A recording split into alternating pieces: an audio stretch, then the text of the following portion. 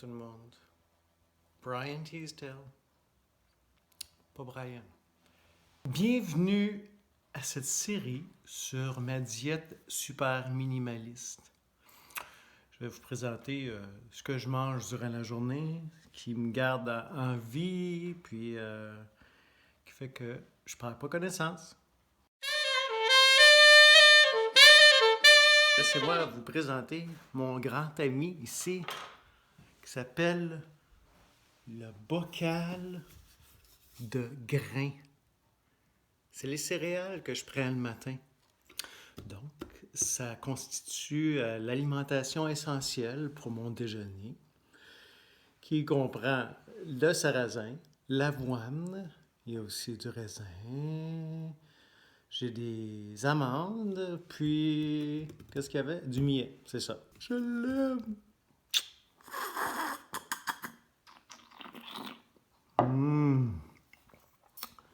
Ensuite, je prends de l'eau, je le mets dans mon bol de céréales. Et je laisse les céréales boire l'eau pour qu'elles soient molles et délicieuses. Si vous voulez, vous pouvez avoir des pommes qui sont rouges, mais il y a aussi des pommes qui sont vertes. Puis il y en a qui sont un mélange de rouge et de vert. Puis il y a même des pommes jaunes. Peu importe, une pomme, c'est bon. Donc, tu manges ta pomme après tes céréales, mais si tu veux, tu peux croquer dans ta pomme pendant que tu manges tes céréales. Je vais vous montrer comment je mange mes céréales.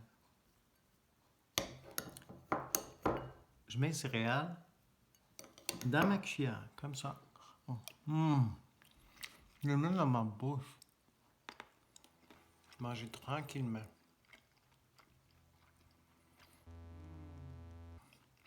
C'est bon.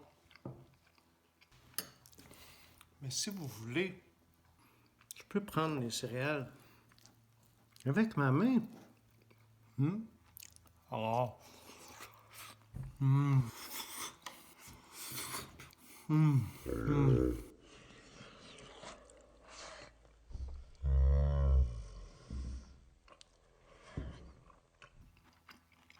Ça goûte la même chose. Mais il faut s'assurer de laver ses mains avant de manger.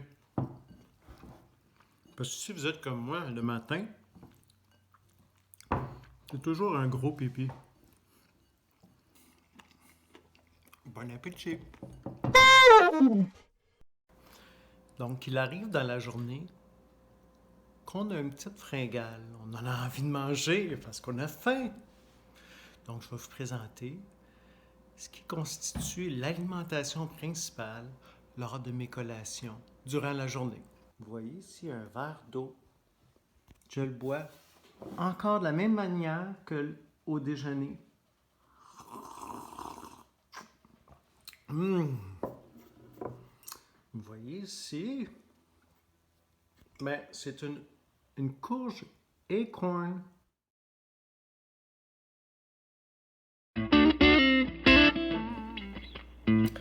Allô tout le monde! Donc, je vais vous présenter ce que je mange pour souper.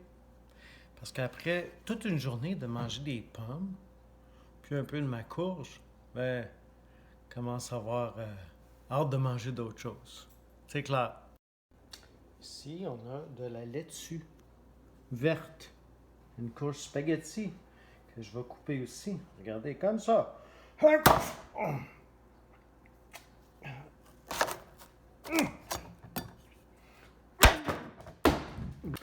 Ici, j'ai un chou. Dans ce bocal, à vrai dire, j'ai trop beaucoup ici.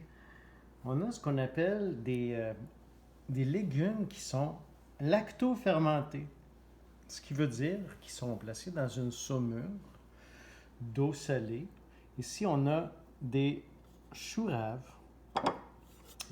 placés avec un peu de betterave, ce qui donne un petit peu l'apparence rougeâtre.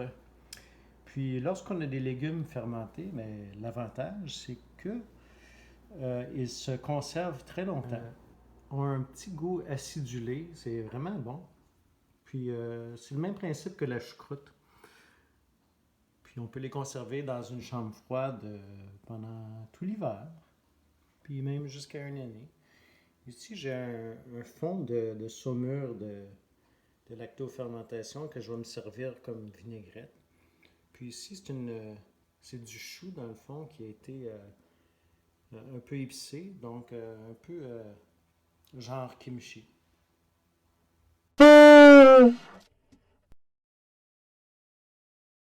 Ça ressemble à du spaghetti.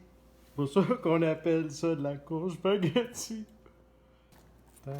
Hein, hein, hein, hein, hein, le spaghetti.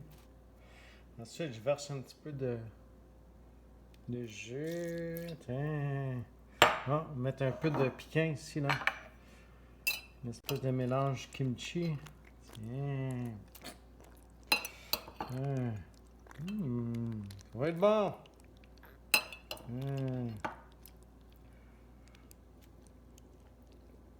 Ensuite, je vais tout brasser ça, puis je vais le manger. Bravo! Mais non, mais c'est pas aujourd'hui.